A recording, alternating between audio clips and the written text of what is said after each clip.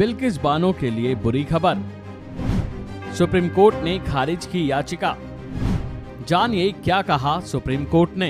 नमस्कार, तीसरी जंग न्यूज़ में आपका स्वागत है और मैं विशाल नारायण शर्मा आपके बीच आज फिर से एक नए मुद्दे के साथ आपके बीच आया हूं।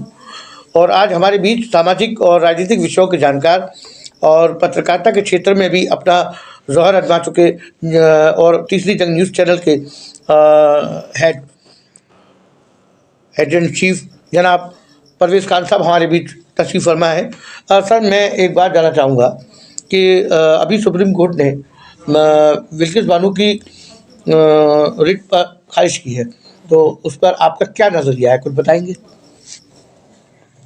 विशाल जी, बिल्किस बानो का केस सन 2002 गुजरात दंगों से जुड़ा हुआ है। आज सुप्रीम कोर्ट ने, भारत के माननीय सुप्रीम कोर्ट ने बिल्किस बानो की पुनर्विचार याचिका थी, उसको खारिज कर दिया है। याचिका में बिल्किस बानो ने मई में दिए गए सुप्रीम कोर्ट के उस आदेश की चुनौती दी थी जिसमें सुप्रीम कोर्ट को 1992 में जेल के नियमों के तहत 11 दोषियों की रिहाई के लिए अनुमति दी थी जी। इससे पहले सुप्रीम कोर्ट ने बिल्किस बानो की याचिका पर सुनवाई करने से इनकार कर दिया था, जिसमें उन्होंने 11 दोषियों की सजा में छूटने के खिलाफ याचिका पर सुनवाई के लिए जल्द पीठ गठित करने की मांग की थी। जो पहली मांग की थी उन्होंने। जी, लेकिन बिल्किस बानो का जो मामला है वो कोई सामान्य मामला नहीं है। 1992 में गुजरात में दंगे हुए थे, सबको मालूम है। जी, पूरी दुनिया जानती है। हाँ, सबको मालूम, पूरी दुनिया को जानकारी है। उस दौरान बिल्किस बानो की 3 महीने की बच्ची को जमीन पे पटक पटक के मार दिया गया था। उसी केस में जो दोषी थे, जिन पे और भी कई हत्याओं के मामला दर्ज थे, पूर्व में भी लंबित मामले थे उन पर। पूर्व में नहीं, गुजरात दंगों में, उन सबको सजा हुई थी मुंबई कोर्ट की तरफ से, हाई कोर्ट की तरफ से। आगे चल के उस सजा को बरकरार रखा गया था। 15 अगस्त, इसी 15 अगस्त को 2022 जी 2022 15 अगस्त के दिन जी, जो 11 आरोपी दोषी थे, आज़ादी के दिन उनको फूल माला पहना करके आज़ाद कर दिया गया। जी।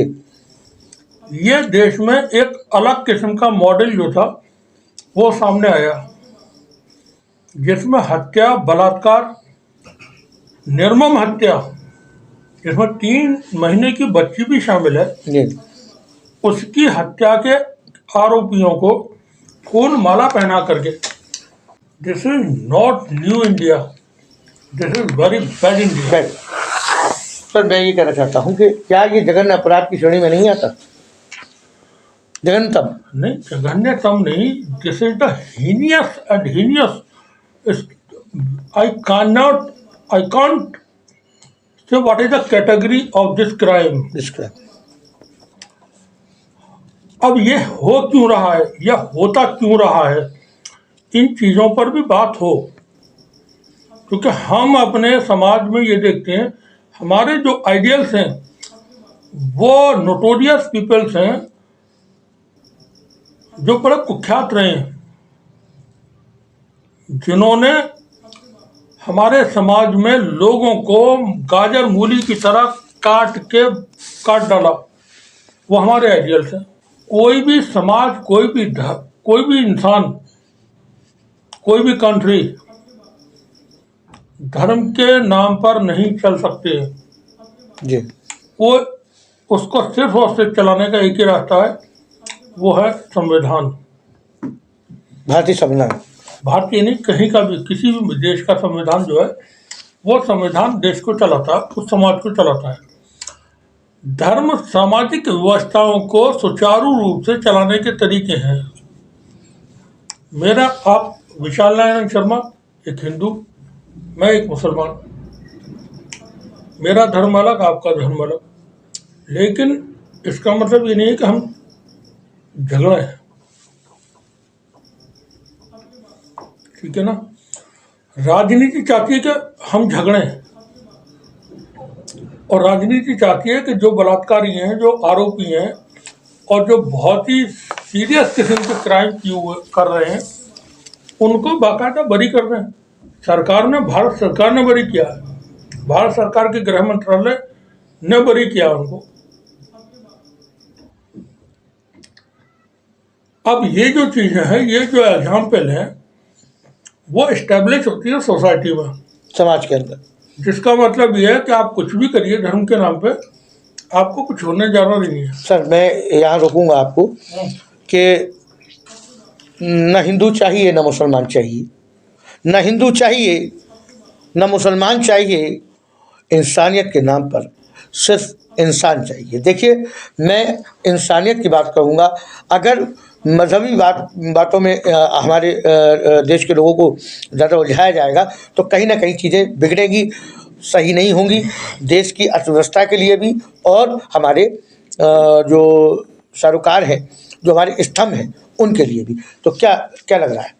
लेकिन देश तो उलझ चुका है विशाल जी। अब इस देश को कैसे निकालना है, एक गाना था, मुझे फिल्म का नाम याद नहीं है, न हिंदू बनेगा न मुसलमान बनेगा, शायद सरस्वती चंद्र है, उसका एक गाना है, फिल्म का नाम सरस्वती चंद्र है। हम लाए हैं इस देश को तूफान से निकाल के, कश्ती निकाल के, इस देश को रखना मेरे बच्चों संभाल के। ये अब संभाल के रखना बड़ा मुश्किल काम हो गया है। तो इसकी वजह क्या मान रहे हैं इसको? इसका धर्म की राजनीति और जो राष्ट्रवाद की राजनीति है। मैं निजी तौर पर बात मानता हूँ, राष्ट्रवाद इज द टेररिज्म। राष्ट्रवाद is nothing, this is the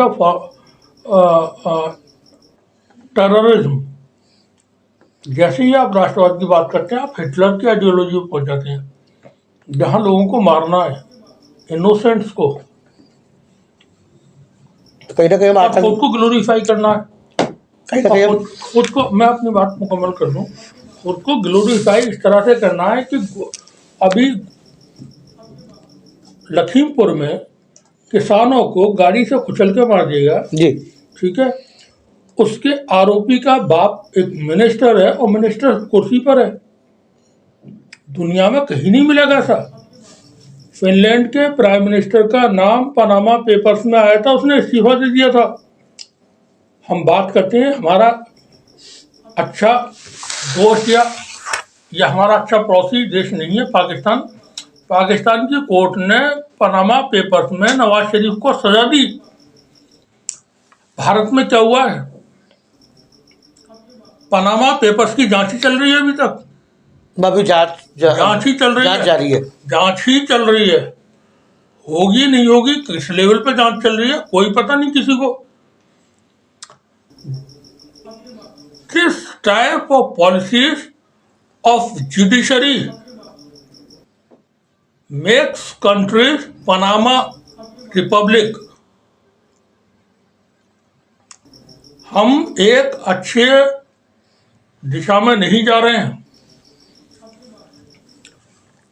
अब अगर मैं बोलूंगा, एक गालिब का शेर है कि मैं जो बोला तो कहा क्या गालिब, ये आवाज़ उसी खाना खराब की सी है। तो मैं अगर बोलता हूँ या कहना चाहता हूँ या कहूँ कोई बात, तो उसको लोग अदरवाइज लेंगे, क्योंकि धर्म का नशा चढ़ा हुआ है, राष्ट्रवाद का नशा चढ़ा हुआ है। And dharma and rashtravad very dangerous to the peoples. आप पूजा करते खूब करिए, मुझको नमाज पढ़नी है, मैं 25 बार पढ़ूँ या 50 बार पढ़ूँ, उससे क्या मतलब? This is the job, individual job. आपका अपना वर्क है, मेरा अपना वर्क है, उससे क्या मतलब है? जैसा कि आपने कहा कि आप पूजा करते हैं, आप पूजा करें, मैं नमाज़ पढ़ता हूँ, मैं नमाज़ पढ़ूँगा। मैं कुछ पंक्तियों से जोड़ रहा हूँ कि इस भरी ज़मीन पर सिर्फ 4 दोस्त थे। इस भरी ज़मीन पर सिर्फ 4 दोस्त थे, 2 हिंदू हो गए, 2 मुसलमान हो गए। भाई उनका ईमान इस्लाम में था, उन्होंने इस्लाम कबूल किया। मेरा ईमान सनातन में था, मैंने सनातन धर्म कबूल किया। तो लेकिन पूरी इस कायनात में, इस पूरी दुनिया में चीज़ें तो वही हैं। बिल्कुल, बेशक। तो फ़र्क डालना कहीं तक मैं उचित नहीं समझता। अब देखें, जैसे आपने अभी बात कही, उसी को थोड़ा मैं एलाबरेट करना चाहूँगा। आई एम ए मुस्लिम, मेरे पूर्वज हिंदू थे, जैसलमेर राजस्थान से थे, गुर्जर भाटी थे वो। हमारे तमाम रिश्तेदार हिंदू भी हैं आज की डेट में, मुसलमान भी हैं। मसले मसाइल आप प्रॉब्लम क्रिएट ना करें। कोई भी राजनीति जो है प्रॉब्लम क्रिएट करती नहीं है, प्रॉब्लम पैदा करती है। वो अपॉर्चुनिटी के तौर पे देखती है कि हमको इससे हमारी सीट मिलेंगी, हमारी पोजीशन स्ट्रांग होगी। और राजनीति में कोई किसी का नहीं है। आज अगर कोई सत्ता में है, कोई पावर में है, वो हमेशा के लिए नहीं है। एक वक्त के बाद हर चीज का अंत है, तय है। This is the law of nature. मेरा अभी जैसे बिल्किस बानो की बात पे ही हम जी। वापस आना चाहेंगे। जी आपने बात शुरू की थी बिल्किस बानो के मामले से। जी कितना बैड इंप्रेशन वर्ल्ड में जाएगा, या हमको वर्ल्ड से ही मतलब नहीं, हम सिर्फ अपने कंट्री के लेवल पर रहेंगे। क्या मैं या आप या जी। सड़क पे चलने वाला कोई भी साधारण इंसान जी इस बात को अच्छा पसंद करेगा कि उसके साथ, उसकी फैमिली के साथ रेप हो, उसके घर के लोगों को मार दिया जाए, और मारने वाले, बलात्कार करने वाले तमाम लोगों को जी आज़ाद कर दिया जाए, सरकार उनको रिहा कर दे और लोग उनको फूल मालाएं पहना करके सम्मानित करें 15 अगस्त भारत की आज़ादी के दिन। सर, मैं यहाँ हम रुकूंगा। कर क्या रहे हैं समझ सर, मैं ये रोकूंगा कि अगर इस तरीके की घटनाएं हिंदुस्तान में घटती रही तो ऐसी घटनाओं को रोकने का प्रयास किया जाए, पहली बात।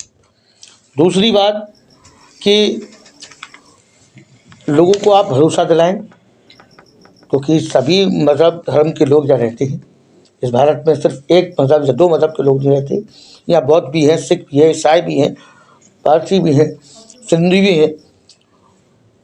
तो एक दो मजहबों से जोड़ के देखना, हिंदू या मुस्लिम धर्म को ही जोड़ के देखना, ये सही नहीं, ये चश्मा सही नहीं है। आपकी बात ठीक है, लेकिन वो ऐसा ही रहा है जो आपने कहा, उसके बिल्कुल विरुद्ध।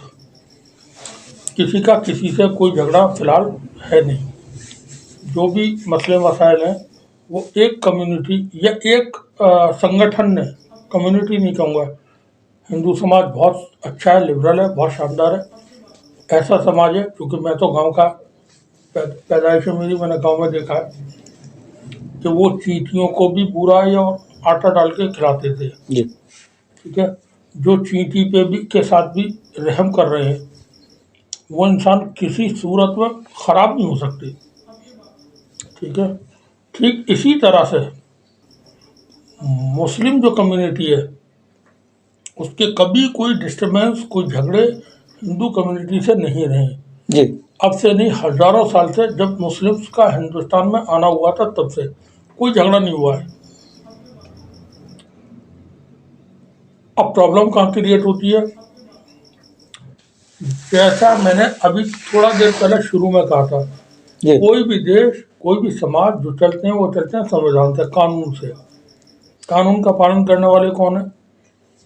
सड़क पे तो जिला प्रशासन होता है, ठीक है, बाकी में अदालतें होती हैं। जी जिला प्रशासन के क्या हालात हैं आपको मुझे बताने की जरूरत नहीं है। हिंदी फिल्में देख लें, राहुल रवेल ने फिल्म बनाई थी कई साल पहले, 2 दशक हो गए, डकैत। ठीक है, उसे देख लें आप। और फिल्में हैं, वो खुद चेक कर लें कि हम क्या है, प्रशासन के लोग। जुडिशरी को देख लें, अयोध्या का मामला है, राफेल है, 370 है, CA/NRC है। अब ये और हालिया जो मामले हैं, जैसे कृषि बिल, चुनाव आयोग का मामला है, और उस पर कृषि बिल भी है। रामपुर की सीट का मसला पहुंचा हुआ है सुप्रीम कोर्ट के पास। सर, मैं अपनी बात अभी जैसे मैं विशाल जी बस एक सेकंड। इन जो फैसले आए हैं, वेरी फ्रैंक, मैं इस बात को बोलूंगा, लोगों का विश्वास टूटा है न्यायालय से। जहां से इंसान को इंसाफ की उम्मीद रहती है, उस दर से उसकी उम्मीदें टूटी हैं। अब क्या करे आदमी? किसी को आप बेसहारा करके छोड़ रहे हैं, अब वो किससे सहारा मांगे? अब जैसे बिल्किस बानो है जी, कहाँ जाए वो? किससे फरियाद करे अपनी? यूएन में जाएगी, अमेरिका जाएगी, ब्रिटेन जाएगी, कहाँ से इंसाफ मांगी? उसे तो भारत में वो चाहिए ना इंसाफ। आप कर क्या रहे? जुडिशरी के ऊपर आप देखें, है मजबूरी है कहना, सवालिया निशान बहुत बड़े बड़े लग रहे हैं। खुद सुप्रीम कोर्ट के जज बाहर आकर के बोलते हैं, रोते मीडिया के सामने बोलते हैं, डेमोक्रेसी इज इन डेंजर। और वही सुप्रीम कोर्ट का जज, उन्हीं में से कोई एक आदमी रिटायरमेंट के बाद सुप्रीम कोर्ट का जज बड़ा होता है या राज्यसभा का सांसद? ठीक है, अब वो राज्यसभा के सांसद बन जाते हैं। यानी कि डील हैं, सेंटिमेंट्स कहीं और हैं, उनके जो मफादात हैं, उनके जो फायदे हैं, उनके जो चीजें हैं, वो कहीं और से डायरेक्ट हो रही हैं। कहीं ना कहीं आप ये कहना चाह रहे हैं कि जुल्म भी होता रहे, हालात जिस तरह के बता रहे हैं कि जुल्म भी होता रहे और होती रहे फरियाद भी। जी, जुल्म भी होता रहे और होती रहे फरियाद भी, यानी कि फिर तो इन आम आदमी को न्याय तो मिल ही नहीं सकता। विशाल जी, आप एक कवि आदमी है, शायर आदमी है, बस जुल्म भी होता रहे और होती रहे फरियाद भी। आपने अपने एक शेर में तमाम बातें बोल दी। आप यही कहना चाह रहे हैं कि एक तरफ जुल्म होता रहे, दूसरी तरफ फरियाद आप एक भी होती रहे। आप एक कवि हैं, शायर हैं, आपने तमाम बातों का लब्बो लुआब जो था वो इसमें बोल दिया कि मांगिए हर एक से उनके गुनाहों का हिसाब और खुद सारे शहर के खुदा बन जाइए। बेशक मैंने अभी बोला, लखीमपुर में एक इंसिडेंट हुआ जहां लोगों को कुचल के मार दिया गया, किसानों को। जी, दूसरी इंसिडेंट हुई मोराबी, गुजरात में। वहाँ 134 या 144 लोग मारे गए। चुनाव में सारी सीटें वो पार्टी जीती जिसकी सरकार के वक्त समय में मोराबी का पुल गिरा। जी, लखीमपुर में सारी सीटें वो सरकार जीती जिसके समय में ये घटना घटी। मतलब क्या है इसका समझ रहे हैं आप? संदेश क्या, मतलब नहीं, संदेश क्या है? संदेश ये है कि लोगों पे किसी चीज़ का कोई असर नहीं पड़ रहा है, जो हम कर रहे हैं वही सब कुछ ठीक है। बिल्किस बानो के जो कुछ हो रहा है या जो कुछ होता रहा है जी, या राफेल के साथ में, या बाबरी, या अयोध्या के मैटर में, या CNRC, या कश्मीर 370, बात आती है जस्टिस की। इंसाफ कायम होना चाहिए। जब इंसाफ नहीं होगा तो सब कुछ होगा। बिल्कुल। मैं और आप साधारण लोग हैं, हमारे पास, हमारे हाथ में कुछ भी नहीं है जो हम रोक सकें या कह सकें। कैमरा पे बैठ करके अपनी बात कह सकते हैं, सिर्फ इसमें हम कुछ करवा सकते किसी से, हमारे पास कोई अथॉरिटी नहीं है। करने वाले जो लोग हैं, हुकूमत में जब लोग होते हैं तो वो शेर की सवारी के समान है एक तरह से जी। उन पर कोई असर नहीं पड़ता। एक मरो लाख मर जाए। कोरोना हुआ, कोरोना के वक्त में जो दुनिया की रिपोर्ट है वो ये कि 47, 46 लाख, 48 लाख लोग भारत में मरे। भारत की रिपोर्ट यह है कि 7-8 लाख लोग मरे। हम उन्हें घटा करके 2 लाख मान लेते हैं, 5 लाख मान लेते हैं। सरकार ने बोल दिया पार्लियामेंट के अंदर, कोई एक भी आदमी ऑक्सीजन की कमी से नहीं मरा था। इस तरह के सेंटीमेंट्स अगर सरकारों के होंगे और बिल्किस बानो जैसे मामलात में जुडिशरी के होंगे जी, तो हम किस तरह की किस दिशा में जा रहे हैं, क्या कर रहे हैं, वो कहना अब किसी कोई मतलब नहीं है उसका। देखिए सर, संदेश तो पूरी दुनिया में इस घटना का कोई खास बढ़िया गया नहीं है, क्योंकि कोई भी घटना जघन्यतम अपराध की श्रेणी में जो अपराध आते हों और फिर उनके जो आरोपियों को इस तरीके से छोड़ा जाना, ये कहीं ना कहीं पूरी दुनिया को संदेश सही नहीं था। और मैं आपको बता दूं कि उनका काम है अहले सियासत जाने, उनका काम है अहले सियासत जाने, हमारा पैगाम मोहब्बत है वो जहाँ तक पहुँचे। और इन्हीं सब बातों के बीच आज हमारे इस चर्चा में जुड़े थे राजनीतिक सामाजिक विषयों के जानकार और तीसरी जंग न्यूज़ चैनल के प्रधान संपादक आज हमारे बीच आए। मैं तहे दिल से उनका शुक्रिया अदा करता हूं कि उन्होंने इस चर्चा में भाग लिया और अपने विचार रखे। ये उनके निजी भी हो सकते हैं और हमारा उद्देश्य कभी किसी देश समाज या वर्ग को ठेस पहुंचाना नहीं है और हमारा उद्देश्य साफ सुथरा है और हमारा उद्देश्य सभी मज़हब धर्मों को साथ लेके चलने का है, सभी वर्ग के हितों को ध्यान में रख के चलने का है और समाज को जो हम आईना दिखाना चाहते हैं, जैसा कि स्तंभ कहा जाता है मीडिया को कि वो समाज का आईना होता है, वही सब दिखाने का हम भी प्रयास कर रहे हैं। कैमरामैन शाकिब के साथ मैं विशाल नारायण शर्मा।